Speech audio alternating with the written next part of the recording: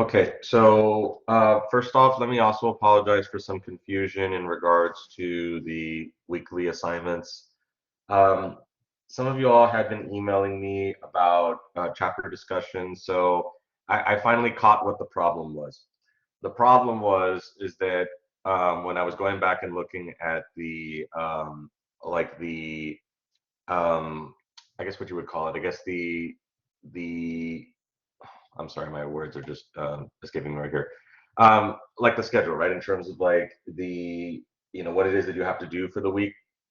Um, I made the mistake of not going back and making the change because, as I mentioned to y'all before, basically what we do is, to save time, we just copy paste from previous classes. So this was a change that I was making for this semester where instead of having like chapter discussions, we were just gonna have unit discussions because I felt that that was probably a little bit too much work for you all, and I wanted to try to cut down on some of the work. So instead, what I decided to do is um, instead what we'll do is we'll just have unit discussions, and so there's just going to be one discussion. I mean, there might be.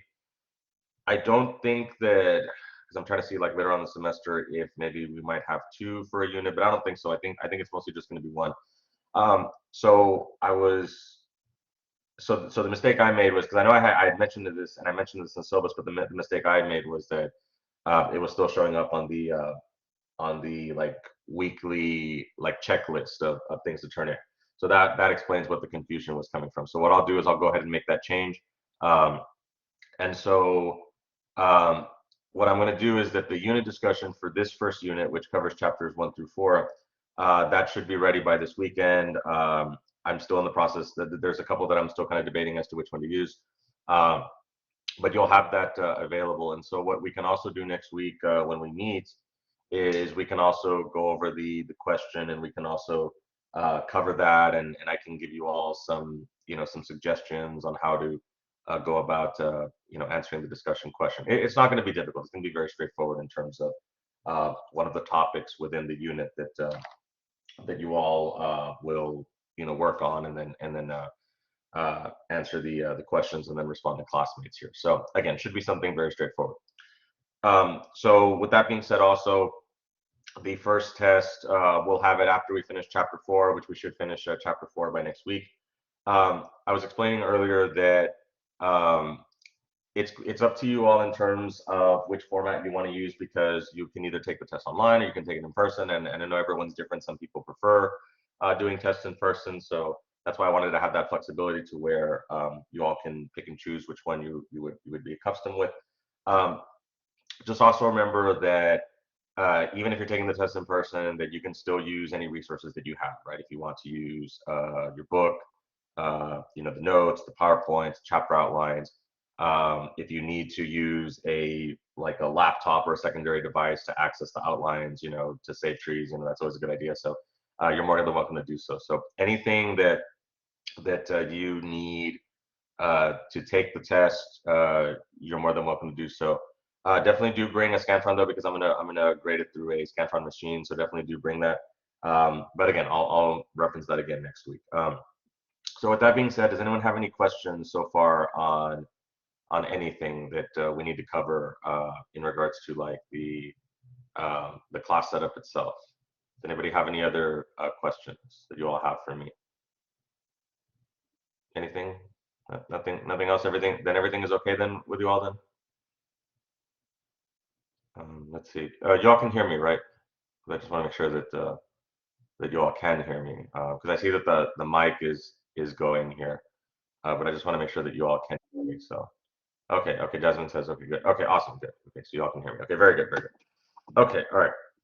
So if there's no questions, then and also let me let you all know that I'll be uploading the next couple of chapters here as well over this weekend. So yeah, I got a lot of work to do this weekend, but don't worry, I'll get everything ready for you all. Because I know some of y'all might want to start working ahead. So I'll have everything open for you all, or the next couple of chapters at least, as well as the study guide, so that you all can already start reviewing for the exam here. So, but again, it should be very straightforward if if you complete the study guide, read through it. That should be pretty straightforward. so the study guide is meant to help you all, when it comes to your studying. So I'll definitely have that ready for you all so that you all can start working on it. Will the exam be a certain day or will be open for certain? Okay, so if you're going to take the test in person, then obviously, of course, it's going to be on a specific day. I don't know whether it's going to be on Monday or Wednesday.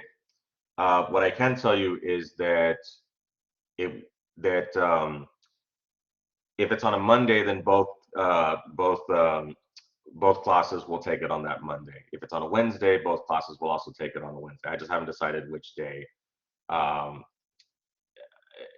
for me, it's not. Let's see. I still haven't decided. And then on online, if you're going to take the test online, then I'll leave it open like for like a week or something like that, and then you can take it whenever you would like. Just do note that you'll have the same amount of time that like for the in-person test. Um, so just be aware of that. So if it's so if the I need to look in terms of how many minutes it is. I mean it's going to be 50 questions, so it shouldn't take too long. But yeah, I'll set it to where it's the exact same time. Let me ask you all this question really quickly. And I'm not sure because I need to see like what the availability is going to be. Do you all have a preference in terms of Monday or Wednesday for those of you who want to take the test in person? Does it does it matter to you all? Would you prefer Monday or Wednesday? Monday works better. Okay, Anna says Monday. Um, yeah, I was leaning towards Monday because on Mondays I do have another class that meets at 7, so right after this class. So I don't know if I'd be able to make it back home to be able to do that class. That's why I was leaning towards Monday. Yeah, so I think yeah we can do Monday. That'd probably be best for you all as well as me. So yeah, we'll do that. So and like I said, it'll be to where both the 2 o'clock and the 5 o'clock we'll have it on Monday as well. So yeah, I think so. I think we'll do that. We'll have it on Monday. Like I said, bring Scantron and then we should be good on there. Um, okay. All right. Sounds good. Any other questions or concerns that you all have about the class or anything like that? Anything else? Anything else? Okay. Nothing else. All right. Okay. Sounds good. Okay. So let's go ahead and get started. Let's go ahead and cover chapter 3 really quickly. Now, um, so let me go ahead and share the screen really quickly here. I'm sorry. This is always so confusing in terms of it's because I use like Zoom and Collaborate and there's different setups here. So anyway, all right. Let's share the screen here so that we can get to.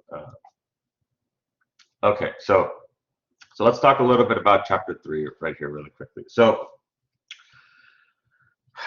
obviously, of course, as we continue with our discussions here in the early, I'm sorry, let me check if there was something in the chat here. Oh, after we take the exam, we'll be able to see the grade. Okay, Ebony. Yes, if you take it online, it should post automatically the grade. And then if you take it in person, obviously, of course, I'll have to run it through the Scantron, and then I'll manually input the grades. But yes, if you do take it online, you should be able to get it. It should show your score right then and there. It should. But anyway, so okay, yeah, sounds good. Okay, so let me go ahead and continue here. Yeah, and please let me know if you all have any other questions. That way I can answer them here. Okay, hold on. I'm sorry. Like I said, this is just kind of confusing here. Okay, all right, let's go ahead and continue. All right. Okay. So let's go ahead and discuss chapter 3 a little bit. Now, as I was saying a little bit earlier here, chapter 3 obviously, of course, continues with uh, the progression of the British colonies as not only because we talked about the Jamestown, which of course is modern day Virginia. And of course, we also talked about New England with the Plymouth and the Massachusetts Bay and the Puritans. We're also going to talk about the addition of some more of these colonies, such as the sorry about that. I'm getting all these calls from it's because it's election season, so I'm getting all these calls from all these campaigners and all that. Because I think I've told you all I'm pretty involved in like the local politics scene, so I keep getting all these calls. So I'm sorry about that. Anyway, so I'll call them back after I'm done with my class. They know I'm a professor anyway. So okay, so with that being said, what we're going to be looking at today, obviously, is we're going to be looking at the progression of those established colonies already, but we're also going to see some new colonies pop up, like like Pennsylvania and the Carolinas. And we're going to take a look at some more of these conflicts, such as King Philip's War. We're also going to take a look at Bacon's Rebellion. Some of these conflicts, um, because that's another recurring theme that we're going to be seeing here, right? Is that there's still and this is going to be a recurring theme all throughout American history, even into American History Part Two. I mean, uh, conflicts between the Native Americans and and British and then slash American settlers is something that's going to be continuing on even until, like I said, even until U.S. History Part Two. I'm sure you all are familiar, like with the Battle of Little Bighorn, Custer's Last Stand, and so so the United States, of course, was still having conflicts with the Native American groups, going, even until almost the turn of the 20th century. So we're going to see more and more of these conflicts begin, right? So 1675, of course, King Philip, one of the native leaders, he of course leads one of these forces attacking nearly 45 New England towns.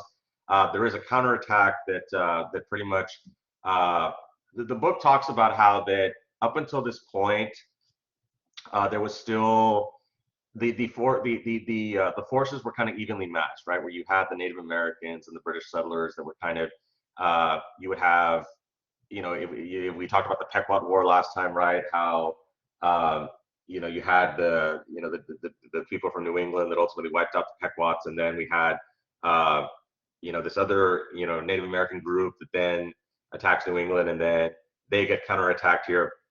But this last counterattack here, this pretty much this pretty much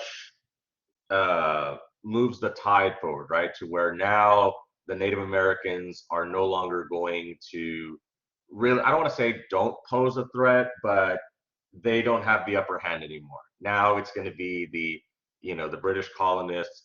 They're going to have the upper hand moving forward. And we're going to see this as we continue with our discussion here within U.S. history. We'll talk about the Trail of Tears and what happened under the Jackson administration, but we'll see how this is the breaking point here, where the Native Americans are no longer operating on a position of strength, but unfortunately now when we look at that now that we're going to start to see them moving further west here, and Bacon's Rebellion also kind of touches on this too. So let's talk about the mercantilist system. Now, mercantilism is an interesting economic philosophy that Great Britain was wanting to implement here. So the idea was that as Great Britain was trying to, as they were trying to further their empire and trying to really gain influence on the world stage, they decided to engage in this economic philosophy where they wanted to keep things in-house, so to speak, right? Where England attempted to regulate its economy to ensure wealth and national power. So mercantilism was the theory that government should regulate economic activity to promote national power. So what this means here is that Great Britain was going to be much more strict in terms of how trading was going to occur. The idea behind mercantilism is, like I was saying, you want to keep things in-house, right? You want to ensure that you are exporting more goods than importing. Because if you are having to import everything, then you're having to give money to those other countries that are sending those goods to you. So instead, you want to be the person that everyone is buying from, right? You want to be the country that the rest of the countries around the world are looking to buy from, right? So that's what Great Britain was trying to do. They were trying to overtake the Dutch, because we talked recently how the Dutch, they basically were the main they were basically the main world traders, so to speak, right? So Great Britain wanted to get in on that, right? They wanted to try to to also expand their trade empire, and that's how. And so the idea was that instead of just going and conquering vast amounts of land like Spain was doing, instead they would grow their empire through economics, right? Through being able to trade in these world markets and things like that, right? So that's basically how they did this, right? So the Navigation Acts required colonial products to be transported in English ships and sold at English ports. So, like I said, the idea behind mercantilism is you don't want to give your money to the Dutch. You don't want to give your money to the French, right? You want for the Dutch and the French to buy from you. You want the Spanish to buy from you. So you want to be selling the goods, right? Because if you're selling them, then the money's going to come to you instead of it going to your enemies, right? So that's what this whole idea of mercantilism is, and it turned out to be a rather successful formula because this is how Great Britain was ultimately able to become, the largest empire that the world had ever seen, right? You've probably heard the phrase, "The sun never sets on the British Empire," because of the idea is that Great Britain had territories all over the world, right? When it came to not just the Americas, but India, Australia, outposts in Africa, and even in Central and South America, right, like Belize and Jamaica. So obviously, of course, and a lot of these Caribbean islands. So Great Britain was able to bolster their empire through the control of the economic market, so to speak, right? So on the world stage. So this did turned out to be very successful for the British. The conquest of New Netherlands. So remember, obviously, of course, New Netherland is where modern day New York is. The restoration of the English monarchy after Cromwell gave up power, and we had Charles II coming to power. The government chartered new trading ventures such as the Royal African Company, which had a monopoly on the African trade market. And then in 1664, as you notice, there's a lot of these conflicts here within this chapter. We had the Anglo-Dutch War. New Netherland was surrendered by the Dutch without a fight in order to retain their holdings in Africa, Asia, and South America. So again, New Netherland is now no longer in control of the Dutch. It's now it is now taken over by the British, and we do see that there are some consequences of this, right? So the terms of Dutch surrender guaranteed some freedoms and liberties, but reversed others, especially for blacks and other minorities and women. We talked a little bit about this in chapter 1, that in New Netherland, that there was a lot more of this religious toleration. There was a lot more of this separation of church and state. There was a lot more of this idea of individual freedoms and individual liberties. But a lot of that went by the wayside, especially when it came to the treatment of minorities. And then the Duke of York, which is where the term New York comes from, governed New York by 1700. Nearly 2 million acres of the colony were owned by only 5 families. One of those families was the Livingston family. And you're going to see this also. This is another recurring theme that you're going to see, right? That in the British North America, within the colonies, you're going to see that some of these very wealthy families were able to become wealthy because of either bringing over immigrants. So remember, we talked about the headright system in the last chapter. So they would get compensated with land acreage for bringing over, for every person they brought over, they would get like 150 acres and things like that. So that would add up really quickly, the more people you brought over. And then, like I said, this ultimately turned to be very lucrative for a few of these families here. With the Native Americans here, the English briefly maintained an alliance with the 5 nations known as the Covenant Chain. The Iroquois, of course, they were very involved in this. But by the end of the century, the 5 nations had adopted a policy of neutrality. So the Iroquois Native Americans, basically what they were doing, which is actually really smart, is they were basically trying to be as neutral as possible, trying to not have to pick sides between the British and the French, trying to play off both sides and trying to ensure that they would be good with who was in power, right? So the Iroquois are actually very smart about that, right? They knew that it was better to not make enemies with either side, because you never know which side will ultimately win out, and we'll see when we get to the French and Indian War that the French ultimately lose out, and so it made sense that the Iroquois would definitely try to that they would try to play both sides here, like we're talking about. Then of course the Charter of Liberties. The New York colonists demanded more liberties, especially the right to consent for taxation.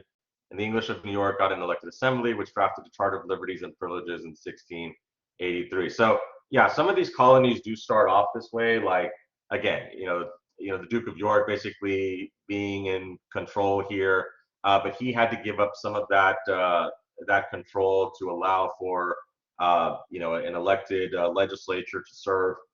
We're also going to see that in Maryland also the same thing happens, where Lord Baltimore, who was basically in charge of Maryland, he had to give up control. So the idea of just having one person controlling everything is starting to go by the wayside.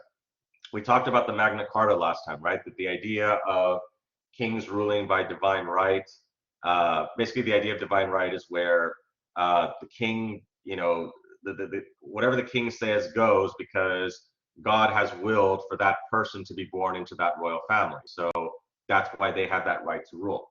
But as we're seeing here, we're seeing that this idea of divine right is starting to become less popular, because now we have this idea of inalienable rights, right? This idea that the government can't just do whatever they want to you, right? The king can't just take away your land for no reason.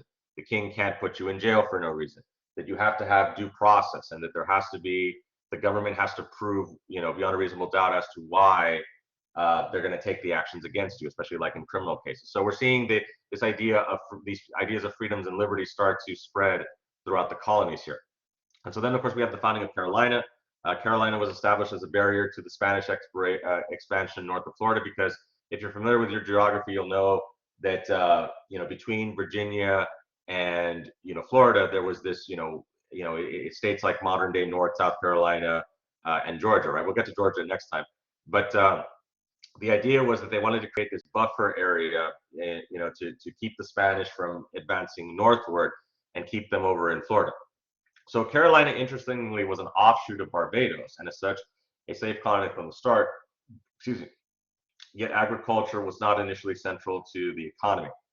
So right, it's just kind of interesting, right? That Carolina itself wasn't even its own full-fledged colony. It was basically the sugar farmers and the sugar planters just didn't have any room to advance their operations, right? So like the sons of the wealthy sugarcane plantation owners, they would go to Carolina, and they would go live there, right? So early settlers sought Carolina area Indians as allies and encouraged them to attack and capture Florida Indians as slaves. So again, another tactic to try to keep the Spanish at bay here. From 1670 until 1720, Carolina engaged in a slave trade that sold and captured Indians to other mainland colonies and to the West Indies. So yeah, we will get to the slave trade here in a little bit. Obviously, of course, at the beginning, of course, the idea was that let's see if we can try to, if we capture these Native Americans, maybe we can turn them into slaves. But we'll talk about how that really wasn't a successful strategy. Two reasons. First reason, that a lot of the Native Americans, and we talked about this in chapter 1, that a lot of the Native Americans were being wiped out by the diseases still. And the second issue was that because the Native Americans knew this land, it was easy not easy, but they could escape, and it would be hard to track them because they know the area. So you see here, some of them got sent to the West Indies because they don't know the Caribbean islands, that it's foreign to them. So the idea is to capture them and then send them off to other parts of the world where they don't know the area. We'll also see that happen with the African slaves being brought over to the New World, because since they don't know the area, it's going to be much more difficult for them to be able to run away and hide, so to speak.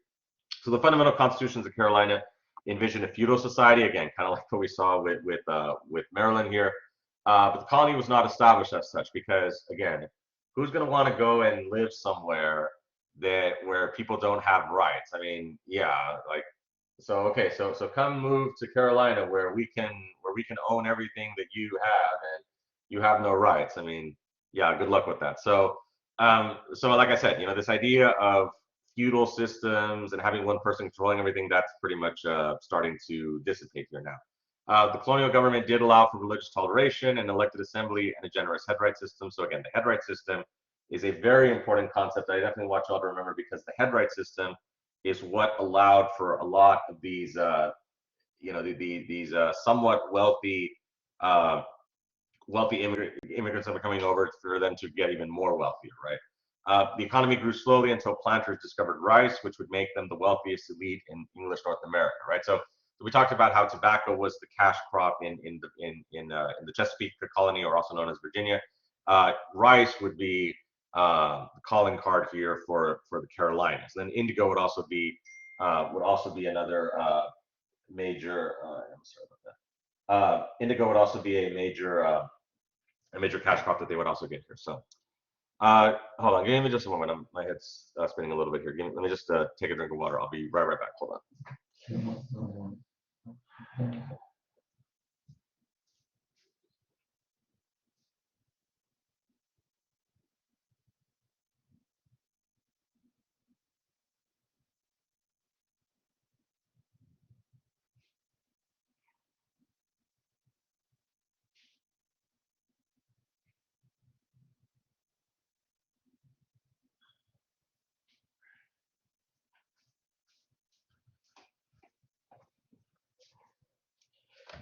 Okay, all right, sorry about that. Okay, so let's continue now to Pennsylvania here. The Holy Experiment. So Pennsylvania was the last 17th century colony to be established and was given to proprietor William Penn, obviously, of course, where the term Pennsylvania comes from. Now, this is where we start to talk about the Quakers. I'm sure some of y'all have heard of the Quakers before. Um, the Quakers, of course, are a very important, religious group here, and they're important because of the way they view religious interactions and the way that government and religion are supposed to interact with each other, right? So a Quaker, William Penn envisioned a colony of peaceful harmony between colonists and Indians and a haven for spiritual freedom. So William Penn was somewhat similar to Roger Williams. Remember we talked about him and the founder of Rhode Island. Both of these men were very big on separation of church and state, right? They were very big on religion being a personal responsibility of people, right? Not something that the government is supposed to legislate and mandate, but something that is supposed to be um, it's something that's supposed to be strictly personal, right? That it's people's personal prerogative to engage in religion or not to engage in it. So William Penn definitely was subscribing to this fundamental idea, right? So Quakers believed that liberty was a universal entitlement. Excuse me, and that it wasn't just for a certain group of people. It extended to women, blacks, and Indians here, right? So the Quakers believed in this idea of religious tolerance as well as liberty for all, right? Religious liberty, religious freedom was a fundamental principle, right? So the Quakers upheld a strict moral code. So the interesting thing about the Quakers, and this is kind of different from how the Puritans went about with their religious practice, right? We talked about the Puritans last time. We talked about how the Puritans, tended to be really strict when it came to, church attendance, and that government had to get involved in ensuring that people would be spiritual. The Quakers, they left that, they left it to a more informal way to get people to, be religious, right? So they left it up to them, but they also tried to heavily encourage people, through like social shaming and things like that. I mean, not in a bad way, but the point I'm trying to make is that instead of the church telling people what to do, it was left up for society to have good morals and for there to be good examples, and that's how you would be able to foster a spiritual society, right? Instead of just having the preachers go and complain to everyone about, oh, like you all are terrible or everything like that. Instead they would rely on that positive reinforcement, right? I guess instead of negative reinforcement, it's positive reinforcement. I don't know if that makes a little bit of sense here, but that's how the Quakers, saw this idea of a strict moral code where they still had their principles, their ideas, and they still expected for people to still be religious and to still adhere to those religious principles.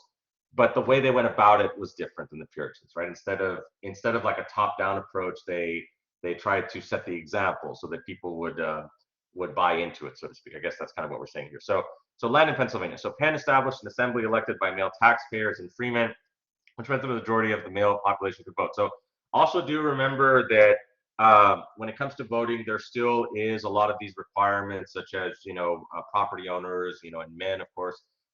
We will see this, of course, change, later on, but this is the way voting, of course. These are what voting rights are at this time, right? So you still have a decent sized population that is not eligible to vote, but again, at this time, this is basically how they do things here. Owned all the colony's land and sold it to settlers at low prices rather than granting it outright. Pennsylvania prospered under Penn's policies, attracted settlers from several European countries due to the liberty and the religious tolerance here. And as Pennsylvania grew, the benevolent Indian policy would start to change. And the reason for that was because there was just so many people that were showing up that it's hard to get for everyone to agree on the same standards and the same ideas, right? It's just they were kind of they kind of did it to themselves, right? Where they were too welcoming of everyone, and then when you have so many people, you're going to have all these different opinions, and so ultimately, that was a detriment to the Native Americans, right? Like I said, they kind of did it upon themselves. Okay, origins of American slavery. Okay, so Englishmen and Africans. So let's talk a little bit about where slavery came from, and the attitudes behind it here. So, and the reasons for why it happened. So, The spread of tobacco led settlers to turn to slavery, which offered many advantages over the use of indentured servants. Because remember that for indentured servants, they were not slaves for life, right? They would serve out their, I guess you could say their sentence, right? It's almost like they were like, prisoners. And then once they finished their, once they finished the terms and conditions of their contract, then they were free to go. With slaves, obviously, of course, that would be that would be they would never be able to get out of that status, right? Um, Now, the book also does talk about that slavery was something that was obviously not created in North America. This is something that's been going on throughout human history, right? So, but we'll talk about how slavery in America tended to operate on a few different wavelengths than maybe what we might have seen like back with the ancient Greeks and the Romans. I mean, even the word slave comes from Slavic people, right? So in the 17th century, the concepts of race and racism had not fully developed. Africans were seen as alien in their color, religion, and social practices. So the book talks about how that at the time, there's not really, and we'll talk about that when we get to slavery and the law, right? We'll talk about how that there wasn't quite this distinction when it comes to like discrimination. We'll learn, obviously, of course, you're going to learn more about that in U.S. History Part 2. Well, we will talk about, of course, in the lead up to the Civil War. But at the time, um, those ideas of prejudice, racism, and discrimination aren't evident yet here. But that is going to change. So slavery in history, although slavery has a long history, slavery in North America was markedly different. Slavery developed slowly in the New World because slaves were expensive and their death rate was high in the 17th century, and slavery came to be associated with race, drawing a permanent line between whites and blacks. So yeah, so slavery did not pick up in terms of its popularity, at least not initially, because it was definitely it wasn't a good investment for people at the time because of the fact that a lot of these African slaves were they wouldn't survive. Obviously, of course, because they would the colonies were still being developed. So the life expectancy for everyone was low because it was out on the frontier and they were still developing. But as we started to as civilization in the New World started to become a little bit more established, then we would see the life expectancy go up, and then it would be more of an investment here, right? So slavery in the West Indies. So by 1600, huge sugar plantations worked by slaves from Africa were well established in Brazil and the West Indies, right? So this is where we start to see the beginning of the sugar plantations in places like Brazil and Barbados and some of these other islands, right? So prior to 1600, Indians and white indentured servants had done the labor.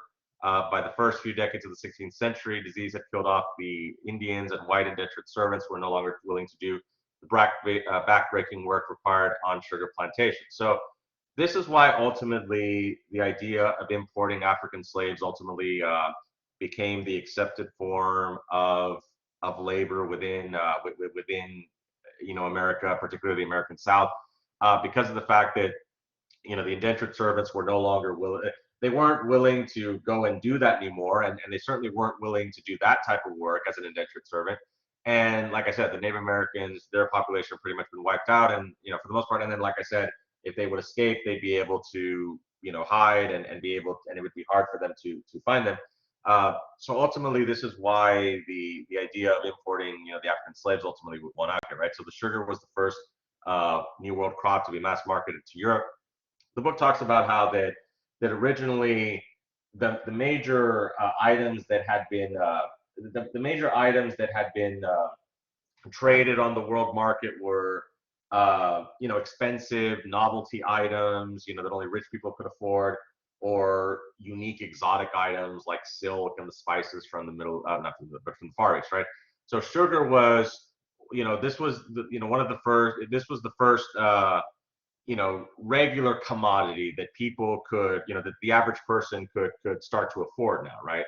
And of course, obviously, as you can probably imagine for yourself, I mean, sugar is it would be incredibly popular, right? The ability to sweeten your foods and things like that. I mean, everything seems to have sugar now, right? So it's not hard to imagine why sugar was so popular and was so in demand here. I mean, it's still in demand and popular to this day here.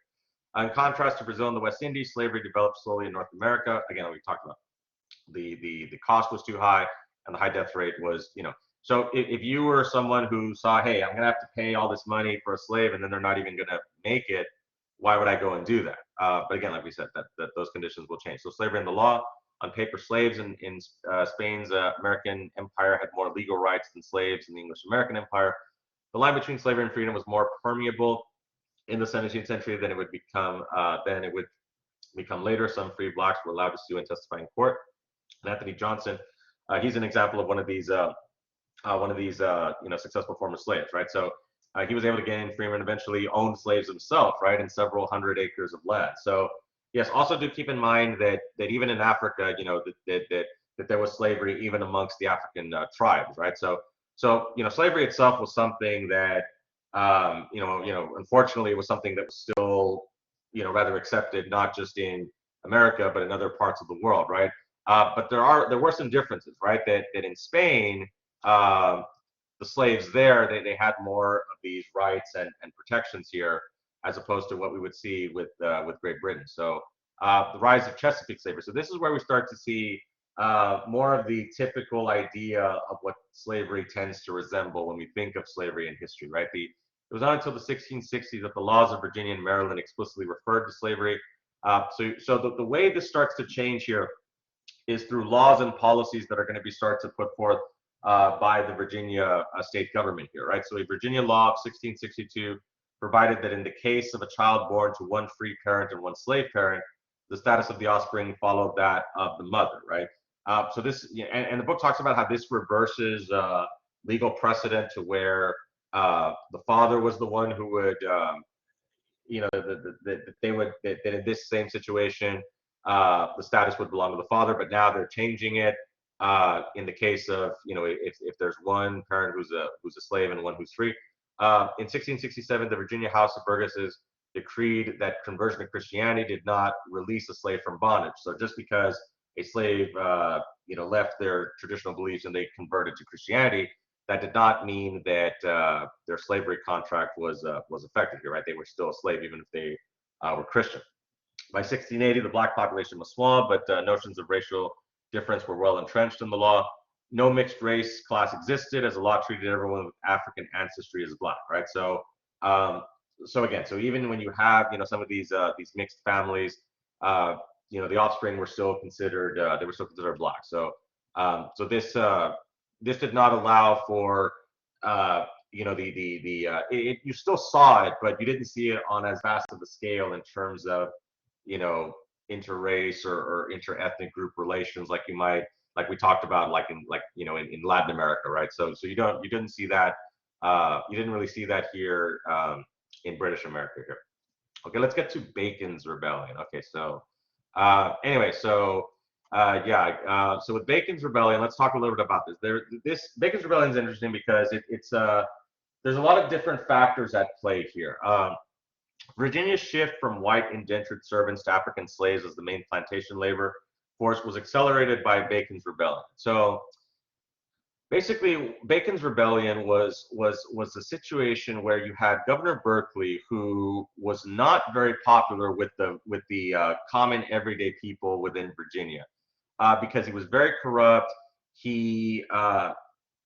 He was corrupt, and he had his cronies, his small group of wealthy elites that he favored when it came to, giving them, preferential treatment when it came to the land in Virginia.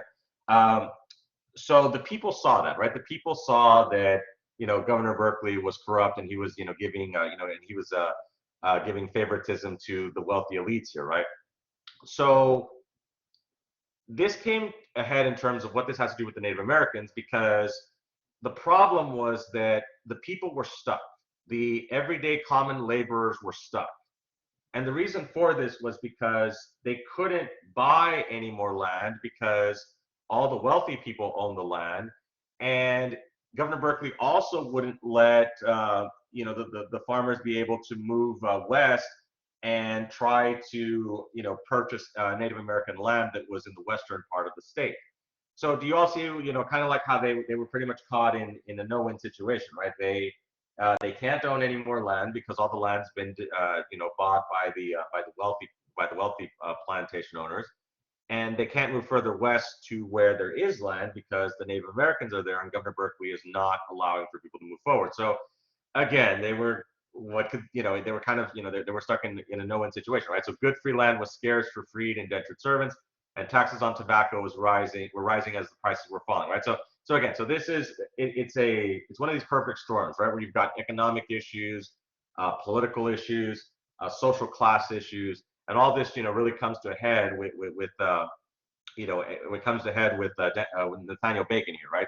So he was one of these elitists himself, right? So it's not like he was a commoner himself, uh, but he was able to rally support because he was able to. And if you study political science, the term for this is populism, right? This idea where you rally people and you pit them against the other elites. It's like, no, I'm the good elite, right? Those elites, they're all corrupt and they're not, you can't buy any land because they own everything. So we're going to go and we're going to take land from them, right? So he called for the removal of all Indians, lower taxes, and an end to rule by the grandees. So his campaign gained support from small farmers, indentured servants, landless men, and even some Africans, right? So these are again, the common people, right? So they liked what Bacon was selling here. And in some ways, Bacon's rebellion was a clash between two different elite groups, right? Like I said, Bacon himself was an elitist, but he disagreed with Berkeley and the way the elites in power had, right? So it was a change in power from one group of elites to another. So the end of the rebellion, its consequences. So Bacon, of course, so obviously, of course, Bacon takes over. Berkeley flees. He promises freedom, including access to Indian lands to all who joined his ranks. The rebellion's aftermath left Virginia's planter elite to consolidate their power and improve their image. So ultimately, then they have British reinforcements that kick out Bacon and execute him for his treachery. But now the Virginia elites have to do something different. They can't, obviously, of course, this rebellion, brought forth a lot of concerns that they had, so they had to make some changes, right? So some of these changes you'll see also have to do with the slave society, right? So by the end of the 17th century, several factors have made slave labor very attractive to English settlers. Slavery began to supplant indentured servitude between 1680 and 1700. By the early 18th century, Virginia had transformed from a society with slaves to a slave society. So again, going back to what I was saying, right? That now the Virginia elite they had to try to appease the commoners, right? So they had to try to make some concessions, right? So instead of having the commoners work on their lands, they decided, okay, we're going to start to bring slaves in, and then the commoners can try to as they move further west, they can also gain some of this land. And so yeah, Bacon's rebellion did play a major factor in terms of accelerating the slave system here in Virginia, right? So again, and then of course the primary source document here, Maryland Act concerning Negroes and other slaves, a law from the 1660s that arose from the expansion of slavery within the colonies, and also a letter by a female indentured servant, a letter emphasizing the challenges of servitude within the American colonies, right? So notions of freedom from the start of American slavery, blacks ran away and desired freedom. Settlers were well aware that the desire for freedom could ignite the slaves to rebel. So we'll talk a little bit more about this. There's an entire chapter that's devoted to slavery in America, and we will talk about how that because of the plantation system and the sheer number of slaves that were needed to harvest these cash crops like tobacco, rice, and cotton a little bit later on. We're going to talk about how that system, because it was such a massive enterprise, that it did require vigilance, from the elitist, to make sure that the slaves would not revolt. And we will talk about some of these revolts, like Nat Turner's rebellion. We will talk about them, later on here. But okay, anyway, let's kind of finish up here because I know we're almost running out of time. Let's go to the Glorious Revolution, which, by the way, just to let y'all know, one of my graduate classes, was about this. It was about the Glorious Revolution here. So very interesting revolution here. And the reason why I had a political science class devoted to it, is because this is where we start to see the tide turn, in favor of English rights and English liberty. So the Glorious Revolution in 1688 established parliamentary supremacy and secured the Protestant succession to the throne. So when we look at someone like, James II, oh, he's a Catholic, some people might think today, oh, big deal. Well, again, remember I said this last time, right? That religion is a huge thing. It's a huge thing within government at the time, right? there is no separation of church and state at this time. I mean, there was talk about it, right? Obviously, of course, the colonies were some of the colonies were wanting to do that, like in Rhode Island and Pennsylvania. But this idea of separation of church and state was still something that was not accepted at the time, right? So uh, the religious faith of the king, yes, that is a big concern because, again, you also have to remember that there's the separation from the Catholic faith by King Henry VIII. So there's still a lot of instability, right? Will Great Britain continue as on the Anglican side, or will they revert back to Catholicism, right? So rather than risk a Catholic secession through James II, a group of English aristocrats invited the Dutch Protestant William of Orange to assume the throne. So of course, he also have his wife Mary. So I don't know if you all heard there's a university called William and Mary's, right? That's where it comes from, right? That's where the term comes from, right? So William of Orange, of course, leads the revolt. Basically, it's a coup of James II, and the overthrow of James II entrenched the notion that liberty was the birth right of all Englishmen. So as it mentions here, right, this idea that the king does not have the final say, so it's Parliament that does, right? The idea of an elected legislative body that's responsible for maintaining the rule of law, that is where the ultimate power lies, not on the whims of a king that wants to do whatever they want, right? So James II is pretty much the end of this idea of, the king having, pretty much absolute control, right? So again, Parliament issued a Bill of Rights guaranteeing individual rights, such as trial by jury, and we will talk about the American Bill of Rights as well later on here in this class. And then Parliament adopted the Toleration Act, which allowed Protestant dissenters to worship freely, although only Anglicans could hold public office. So they're taking a step in the right direction, right? Where yes, only Anglicans can serve. This, of course, is the Church of England, but we can allow the Puritans, we can allow other Protestant faiths, we can allow them to worship, although they still didn't let the Catholics do so. Um, Again, there's still a lot of bad blood between the Anglicans and the Catholics here. So the Glorious Revolution in America in 1675, England established the Lords of Trade to oversee colonial affairs, but the colonies were not interested in obeying London. So this is also another theme that we're going to see, and this is going to rear its head again when we get to the American Revolutionary chapter here. This fundamental disagreement between local control and what London is saying. So we're starting to see this change, right? Where instead of the colonies basically governing themselves and kind of doing their own thing, now we're starting to see Great Britain starting to, I guess you could say, micromanage a little bit. I know the colonists would probably agree with that statement, but we are seeing, more of this involvement by by Great Britain, right? So what we see here again, in 1675. Wait, hold on. Give me just one. Hold on. Give me just a moment.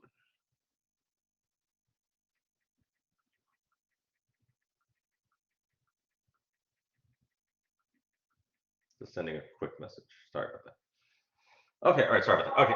Oh yeah. Now someone else. Now it's called. It's because I'm over here in my office. But anyway, so okay. So continuing this here, the office at home here. Okay. So then the Lord of Trades. The idea of the Lord of Trades uh, was again to ensure that the colonies were adhering to the laws and policies put forth by Parliament, but the colonies were not interested in obeying London, and the reason why was because the book talks about that Massachusetts said this, right? Because hey, since we don't have representatives in Parliament, these laws don't apply to us. So this probably sounds familiar, right? The whole no taxation without representation. We will see this again very, very soon. So, but the reason why I want to mention is because you can start to see some of these disagreements, right, starting to rear their head here, right? To create wealth between 1686 and 1685. Wait, is that correct? Yeah, that is correct. Okay, it's supposed to be the other way around. James II created a super colony, the Dominion of New England, and the new colony threatened liberties because this is where you had all the different colonies that were up there, right? Like Hartford, Rhode Island, New York, Massachusetts. They were all being combined into this one. So the colonists were not pleased with this because they felt that Great Britain was basically subverting their own local control by combining all of these colonies into one, right? And you can imagine why this would irk a lot of people because they might be like, well, what gives? You know, we were doing fine with doing our own thing. Why are we now lumped in with this other colony and this other colony? Why are we you know, if we were the governor of this colony, why have we lost our position of authority? Because now we're tied in with this other colony. So yeah, it definitely created a lot of political instability here. We also have the Maryland. Speaking of political instability, the Maryland uprising. So news in America of the Glorious Revolution in England resulted in the reestablishment of further colonial governments. Lord Baltimore was overthrown in Maryland.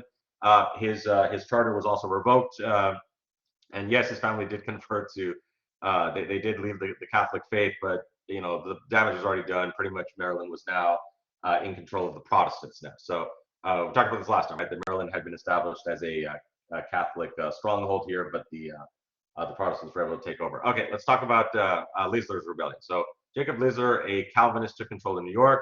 New York was divided along ethnic and economic lines. Notice that there's a lot of conflicts in this chapter, right? Like I said at the beginning, this recurring theme. Lots of conflicts here.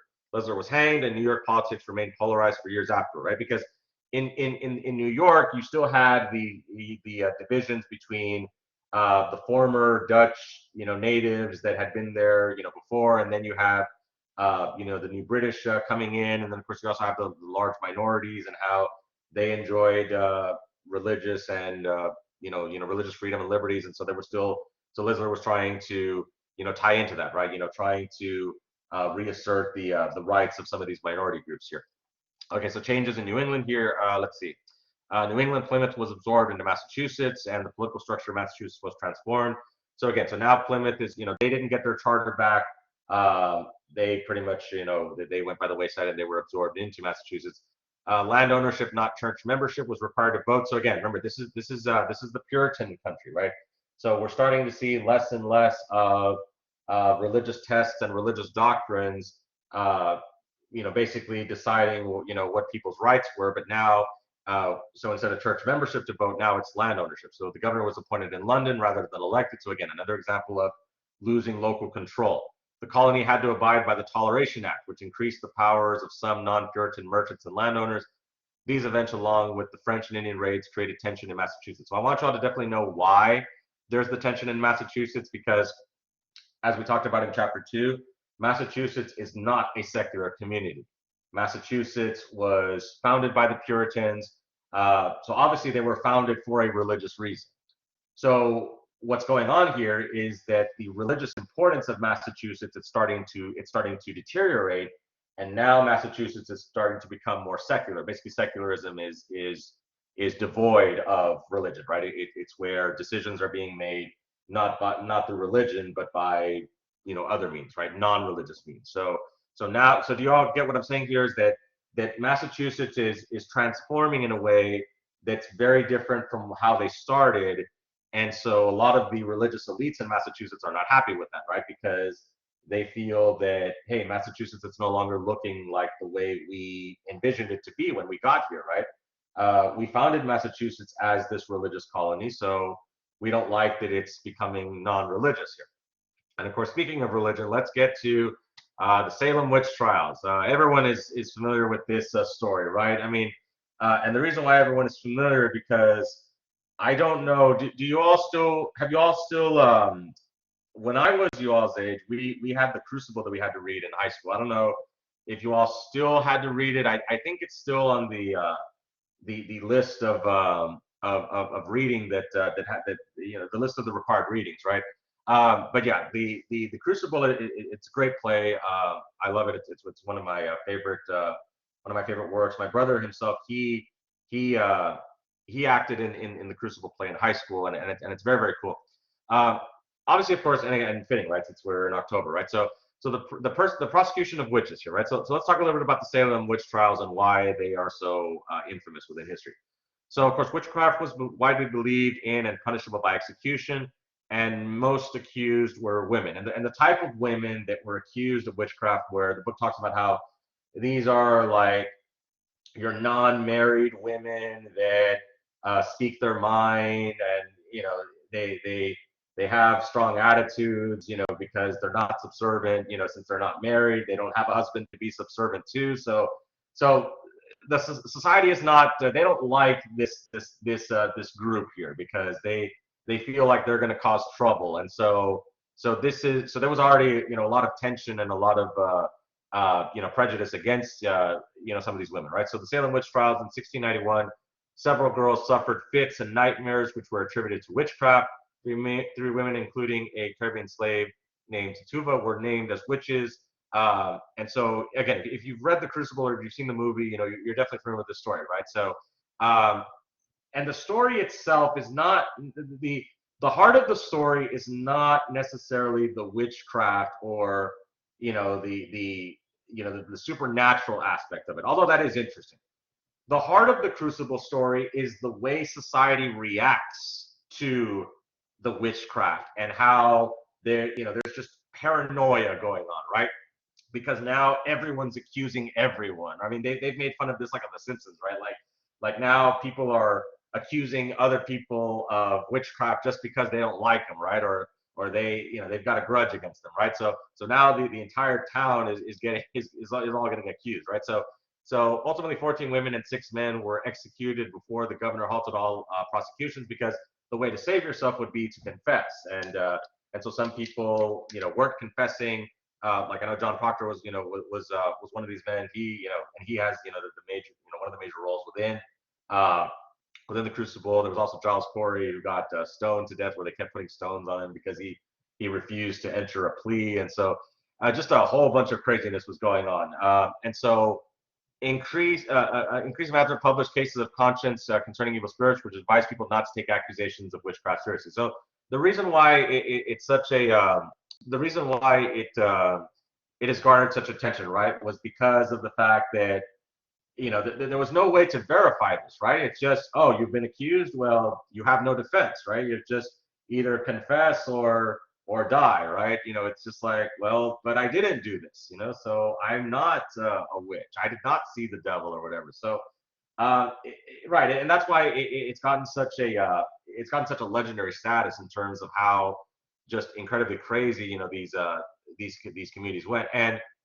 this is also, of course, another reason as to why separation of church and state is extremely important, right? Because you don't want to have um, you don't want to have trials and convictions. You want them to be based on evidence and reason and logic, right? I mean, so because if someone accuses you of being a witch, what can you do, right? It's like, oh, like, so you don't want them to accuse you, right? Because once you get accused, that you're already done. So okay, so anyways, let's kind of continue. Okay, because I know we're already almost running out of time here. Okay, so the last couple of things I definitely want for us to just kind of touch on really quickly. The last couple of things, because I don't think we're going to be able to go through everything here, but what I want you all to look at here towards the end here is I want you all to see the transition of American society, right? The last part of this chapter basically discusses how the American colonies are transitioning when it comes to religion as well as economics here. So we do see that we start to see the more immigrants coming over, right? And not necessarily just from Great Britain, but from other countries as well, right? So we start to see London believed colonial development bolstered the nation's power and wealth. So Great Britain is now finally starting to see the importance of the colonies here. So 50,000 convicts were sent to the Chesapeake to work in the tobacco fields. So now prisoners were being sent over to the New World, to deal with the overcrowding of the prisons in Great Britain here. So 145,000 Scottish and Scots-Irish immigrants also came to North America. We also have the Germans now starting to come over, right? So, the Germans have been an integral part of early American colonialism, and we will see how the Germans will also, play a huge role, like in the American Revolutionary War and all that. So, 110,000 Germans in all formed the largest group of newcomers from the European continent. Germans tended to travel in entire families, and their migration greatly enhanced the ethnic and religious diversity of Britain's colonies, right? So we start to see that this diversification, not just when it comes to race and ethnicity, but also language and also customs and culture, right? So this is where we're going to start to see more of this, these different cultures being, coming over to America, right? So again, religious diversity. English century in British America was not necessarily a melting pot. And what we mean by this is that the communities kind of stayed amongst themselves, but there was diversity in the number of different communities and the different religious practices, right? All kinds of different of these different Protestant faiths, right? Okay, so again, so again, a lot of this is kind of what we talked about. So also note the consumer revolution, right? That we start to see more of these products being, manufactured in Great Britain, right? So Great Britain eclipsed the Netherlands in the 18th century as a leader in trade. Colonial products like coffee and tea, manufactured goods such as linen, metalware, pins, ribbons, glassware, ceramics, and clothing. So that we start to see that Great Britain is starting to use their vast empire and their colonies all over the world to manufacture a lot of these everyday goods that can be traded on the world market here, right? So English century colonial society enjoyed a multitude of consumer goods from England and Asia. That is interesting, right? That during the colonial period there was an attraction to purchasing items not just from England but even from Asia. There's an exhibit in the Houston Museum that talks about this, right? Where they've got some of this imported porcelain from Japan. They actually have it there in the Houston Museum of Art, and it talks about how these imported, porcelain, with Japanese art, it was imported to the colonies, right, in the 1700s, right? So I just wanted to mention that they do have some exhibits in the Houston Museum that talk about this. Okay, so the city started to grow. Again, they failed in comparison to some other cities like Ciudad Mexico, but we start to see them start to grow, and they start to grow because of their locations, right? Such as Boston, Philadelphia. They start to grow because of the fact that, like with Boston, obviously, of course, situated next to the Atlantic Ocean. This allows for the port city of Boston to really flourish, not just with the construction of not with the harvesting of lumber and the construction of ships for the British for the British Navy, but also with fishing and things like that. We also start to see a large population of artisans. So this is where we start to see like your blacksmiths, all your manual trades, start to set up shop, and your other artisans and merchants here. Atlantic world, of course. So trade unified the British Empire and connected it to other parts of the world, like we mentioned. Membership of the empire had many advantages to the colonists. Again, because Great Britain is at this time now is the most powerful country in the world.